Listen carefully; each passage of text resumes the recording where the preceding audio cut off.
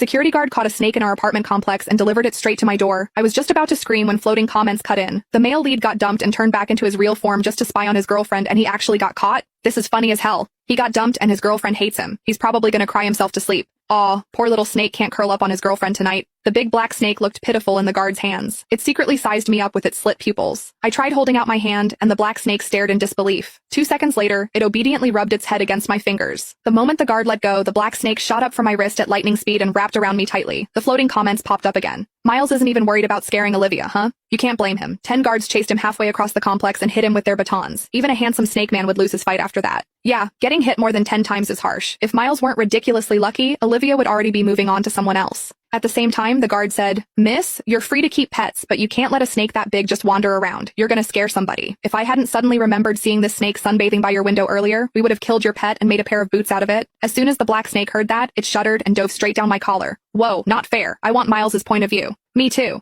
Talk about turning disaster into a win. Miles seriously lucked out. I tried to soothe the snake tucked against my chest, then hurried to grab the watermelon I had just bought and handed it to the guard.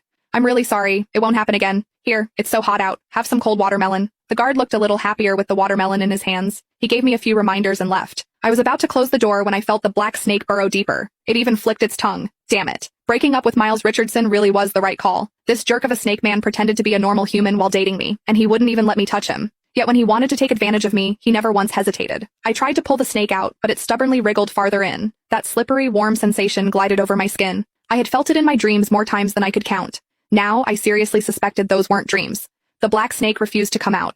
In the end, I had no choice. I let it curl up against me and fall asleep. Miles can finally sleep well. Ever since breaking up with Olivia, he hasn't been able to eat or sleep. He drank himself numb until he finally couldn't take it anymore and turned back into his real form just to see her. I peeked down through my collar at the black snake nestled inside. I didn't get it. Sure, I was the one who suggested the breakup, but he agreed to it too. The reason was simple. Miles wouldn't let me touch him. Imagine dating a guy with a perfect face, long legs, and abs, just to have him tell you he didn't want to get intimate with you. For a while, I even wondered if something was wrong with him, or if he was self-conscious of his size. But every time things almost crossed the line, Miles would grit his teeth, get up, and march into the bathroom to take a cold shower, leaving me alone in the bedroom to clean up the mess. Back then, I thought he must be in love with someone else, and he was saving himself for his one true love. Because of that, Miles and I ended up in a huge blowout fight. "Miles, are you even a man? If you are, then touch me." Miles clenched his fists. A long silence passed before he finally said, "I just want to wait a little longer, until you're ready to accept it." Accept it? Accept what?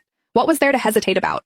I might be a little old-fashioned, but Miles and I had been together for 4 years. We were already talking about getting married. I didn't care if some things happened sooner than planned. I tried to stay calm and told Miles, "I want this. Whatever it is, I accept it." But Miles just held his head and crouched.